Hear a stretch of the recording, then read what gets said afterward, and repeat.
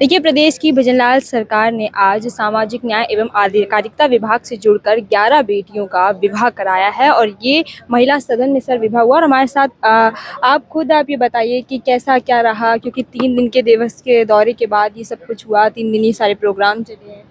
प्रदेश के यशस्वी मुख्यमंत्री भजनलाल शर्मा जी के मार्गदर्शन में, उनकी सद्प्रेरणा से पिछले 1.5 वर्ष में बहुत सारे ऐसे सामाजिक सरोकार के कार्य हुए हैं।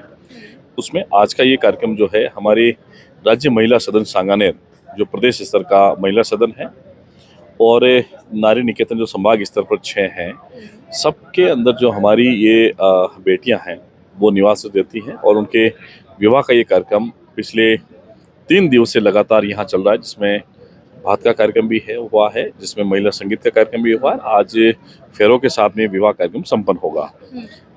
लगातार 6 महीने इस कार्यक्रम को सफल बनाने के लिए हमारे विभाग के अधिकारी कर्मचारी लगे हुए हैं और आज अंतिम रूप से फेरों के साथ कार्यक्रम संपन्न होगा। 11 बेटियां हैं जिनको आशीर्वाद देने के लिए माननीय मुख्यमंत्री भजनलाल जी शर्मा स्वयं पधारे हैं। उन्होंने मुख्यमंत्री कन्यादान योजना के माध्यम से सरकार की योजनाओं के जो चेक हैं वो इन वर वधु को वितरण किए हैं। और उसके साथ ही भामाशाहों ने, जो इस सांगानेर विधानसभा के भी हैं, अन्य भी हैं, उन्होंने उनको उपहार स्वरूप में वो समस्त वस्तुएं दी हैं जो दैनिक जीवन में आवश्यक रूप से उनके उपयोग में आएगी। तो भामाशाहों के सहयोग से, सरकार के सहयोग से अच्छा कार्यक्रम आज संपन्न होने जा रहा है। सामाजिक सद्भाव का, सामाजिक सरोकार का ये एक अद्वितीय है कार्यक्रम, जिसमें लगातार 3 दिन तक कार्यक्रम चला है। और इस कार्यक्रम को यहाँ तक पहुँचाने के लिए हमारे विभाग की जो महिला कर्मचारी हैं, चाहे इसकी यहाँ की अधीक्षक हो अंजना मानव जी, या हमारे विभाग की सहायक निदेशक रीना शर्मा जी हो, चाहे हमारे डायरेक्टर साहब हो, या हमारे विभाग के और भी अधिकारी, सबका सहयोग रहा है। उसके कारण से आज ये कार्यक्रम बड़ा सफलता से संपन्न होने जा रहा है। जिन बच्चियों की आज शादी हुई है उनके इच्छुक हैं, इन 1900 आवेदन आए हुए थे। आप लोगों ने किस बेसिस पर सिलेक्शन किया है? क्योंकि आमतौर पर जब भी एक परिवार दूसरे परिवार से जुड़ता है तो कई सारी चीज़ें हम लोग देखते हैं, तो आप लोगों ने क्या कुछ देखा?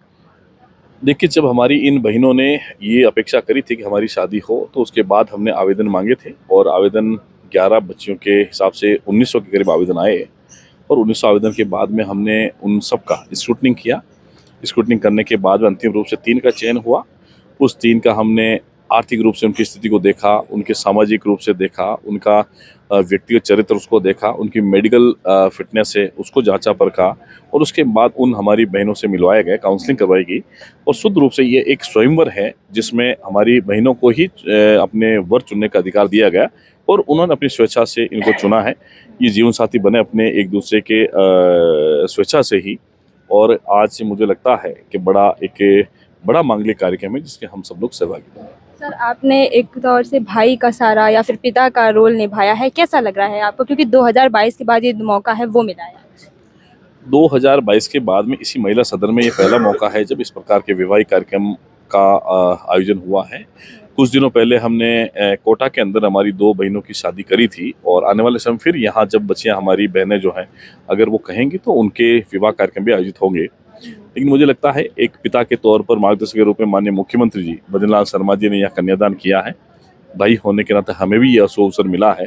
तो कहीं न कहीं पारिवारिक जिम्मेदारी में अभी हमारी उम्र भले ही छोटी है, लेकिन आने वाले समय में हमारी जब बेटियां हैं, हमारी जब बहनें हैं, उनको शादी का जब अवसर होगा तो हमें इन सब चीज़ों से गुजरना होगा। तो आज का ये बड़ा कार्यक्रम जो है, मुझे लगता है ये हमारे परिवार का ही कार्यक्रम है। इसमें सबने बढ़ चढ़ कर हिस्सा लिया और बड़ा संतुष्टि मिलती है जब माननीय मुख्यमंत्री की प्रेरणा से ऐसे पुण्य के काम होते हैं। और पुण्य के काम के सहभागी अगर आप बनते हैं और अपना कुछ कन्यादान करने का हिस्सेदार आप लोग बनते हैं, तो मुझे लगता है बड़ा आत्मसंतुष्टि का विषय। ये थे हमारे साथ अशलोक जी, जिनसे हमने तमाम बातचीत की। 3 दिवसीय जो प्रोग्राम था उसके बाद आज 11 बच्चियों का सामूहिक विवाह करवाया गया है।